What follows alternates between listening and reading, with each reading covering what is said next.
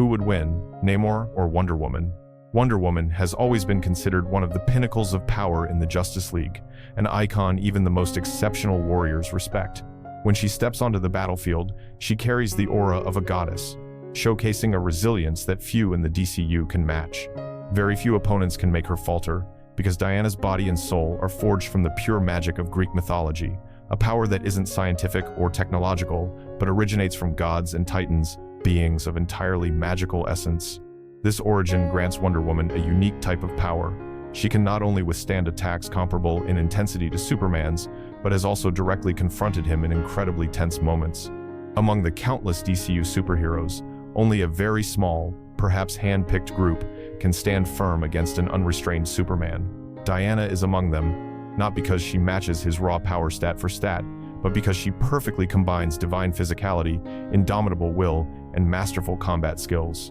Her speed, striking power, durability, and reflexes are all at a level that makes even the most supreme warriors cautious. If Superman is an unstoppable storm, then Wonder Woman is a holy sword that can pierce through any tempest. And what makes her stand out isn't just her physical might, but also the art of combat she has honed over centuries.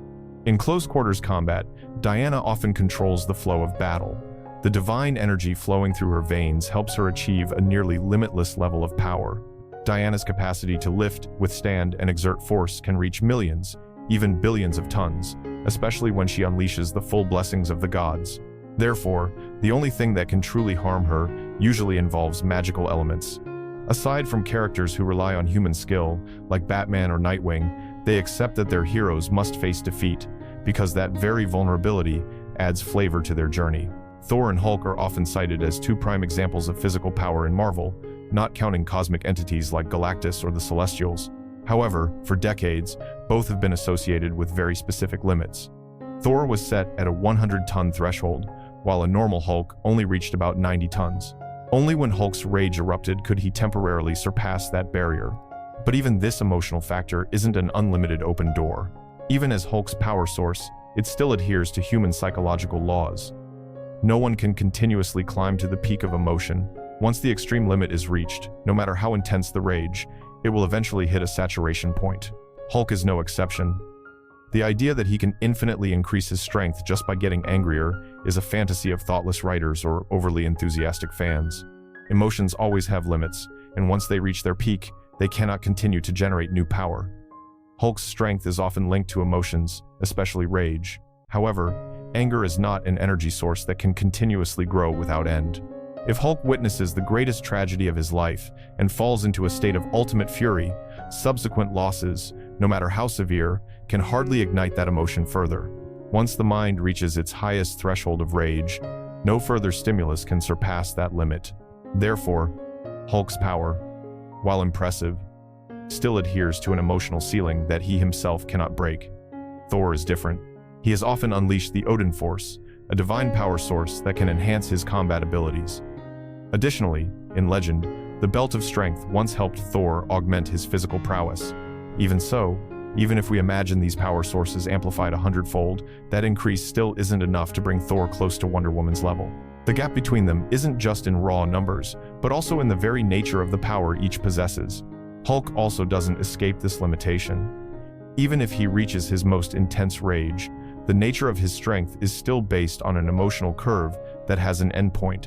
Even if you combine the powers of Hulk and Thor, that combination still cannot reach the scale of millions of tons of force that Wonder Woman can unleash when she taps into her divine heritage. She isn't just strong due to emotion or a temporarily granted power source, but because her body, soul, and very essence are born from the might of the gods. It's also worth noting that Wonder Woman isn't immortal, nor does she possess incredible regenerative abilities like the Hulk. Diana has been shown to be vulnerable to sharp weapons like swords, claws, and spears.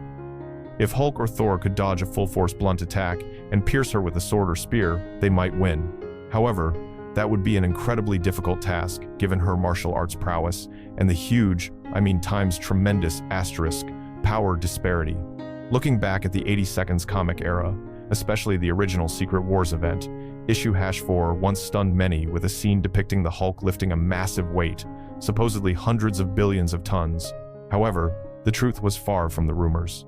Hulk wasn't actually lifting an entire mountain range. He was merely holding up a small cavity deep within the rock formation. A wooden support beam can't bear the weight of an entire colossal mountain above it, but it can still prevent a small void from collapsing.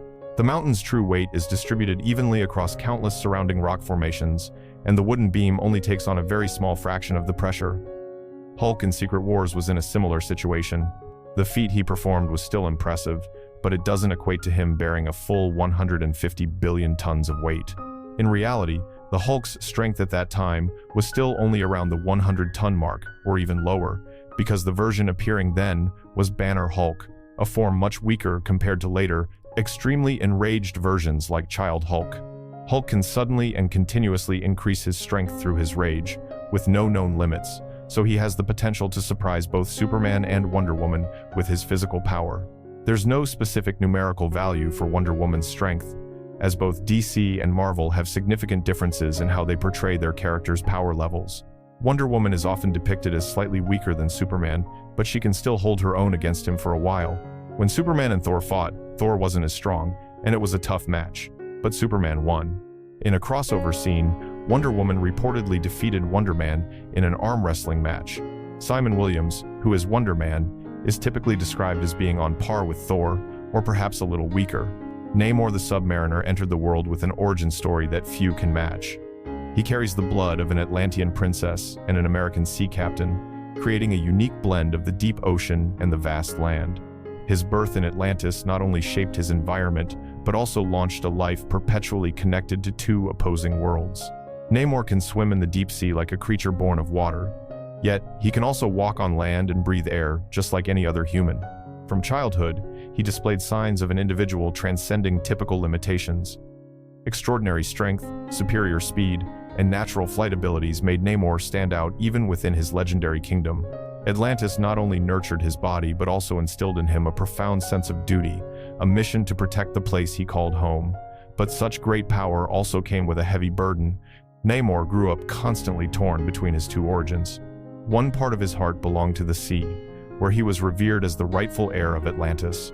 The other part was drawn to the human world, where he could not fully detach himself from the connections left by his father's bloodline.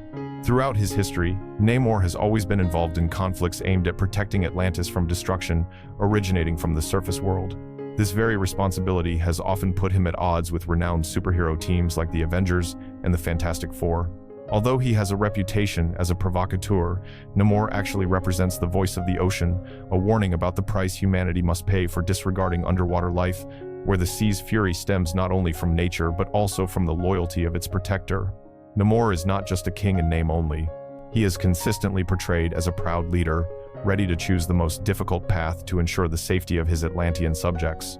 This resolute heart is supported by a range of abilities far exceeding human limits. He possesses extraordinary physical strength, can survive underwater as if it were his natural environment thanks to special respiration, and swims at speeds that even marine creatures struggle to match. His body is accustomed to the thousands of tons of pressure in the deep ocean, making his durability and endurance superior to many other superheroes. Namor also possesses small wings on his ankles, allowing him to fly at remarkable speeds. His reaction speed, stamina, damage resistance, and agility also far surpass those of ordinary humans, while his underwater vision is exceptionally keen. Furthermore, Namor's lifespan extends beyond that of humans due to his superior biology. He is also a seasoned warrior, a commander who has led Atlantean armies through countless battles. His telepathic connection with marine life makes Namor an inseparable part of the ocean. His sharp intellect, combined with his knowledge of Atlantean weaponry and technology, has made him a formidable strategist. Very few warriors can compare to the ferocity Namor has displayed on the battlefield. He has repeatedly faced opponents that even other superheroes approach with caution. One of the clearest demonstrations of this power is his direct confrontations with the Hulk, who is often considered the epitome of raw strength in the Marvel Universe. Yet, Namor has always been ready to face him, showing no fear against any attack. His relationship with the Avengers has also been tumultuous. Many battles have erupted solely due to the conflict between his responsibilities as an undersea monarch and the stance of surface heroes. In those clashes, Namor's might was most clearly demonstrated when he challenged Thor. Amidst the chaos of Secret Wars #4, Namor used his own trident to block a thrown Mjolnir, a feat very few in Marvel could achieve. He once coldly tore off a guard's arm, just to use it as a weapon to take down a second opponent. He also once ended a fight with Wolverine with a single punch, a clear display of the brutality and precision of an Atlantean warrior.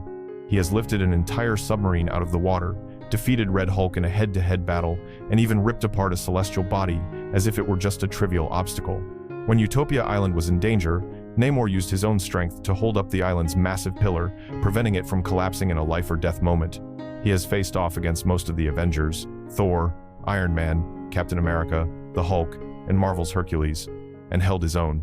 He is unable to defeat Thor, Hercules, or Hulk in a prolonged battle.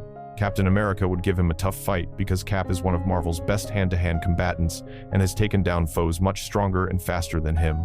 Iron Man is a balanced match, and the two have fought in the past, ending in a draw. He has defeated She-Hulk and used her unconscious body to beat Luke Cage. Subby is a terrible jerk. He has taken down the Thing from the Fantastic Four a few times in the past. He easily ranks among the top tier of Marvel's strongest and most durable characters. He would hold his own for a while, but Clark has too much power, and Namor is not as strong as him. A showdown between Namor and Wonder Woman is always seen as a different kind of fight. Namor is strong enough to create a seismic battleground, but even pouring out all his energy, he would still struggle to defeat Diana. Namor's raw power surpasses that of many surface dwellers, and his ferocity makes any opponent wary. However, his disadvantage lies in his combat skills. Aquaman possesses a magical arsenal, while Namor largely relies on brute strength and recklessness. This allows him to dominate in many conflicts, but it's a clear weakness when facing a seasoned warrior like Diana. Wonder Woman and Aquaman often have intense battles. Although Namor is stronger than Arthur in some ways, he lacks the tactical depth of the other Atlantean king. If Namor realizes Diana is a perceptive and unpredictable opponent, his survival instinct would push him to retreat from disadvantageous positions. Proximity to water sources becomes a decisive factor, as seas and oceans are where Namor's energy recovers the fastest. If he can just immerse himself in pure, unpolluted water, his strength will return almost immediately. However, even if Namor fully utilizes this advantage, victory would still be out of reach. Wonder Woman has faced beings capable of planetary destruction with direct attacks alone. Diana's durability, speed, tactical thinking, and weaponry create a gap that is almost impossible to close. Namor would only have a chance if Diana made a mistake and accidentally allowed the battle to take place too close to large bodies of water where he could continuously recover. But with the experience of a seasoned Amazon warrior, even in the most balanced scenarios, Namor still lacks the fundamental skills to turn the tide of battle into a victory. Diana is simply too well-rounded, too sharp, and too resilient. Even though Namor fights fearlessly, the final outcome remains unchanged. The clear winner is Wonder Woman.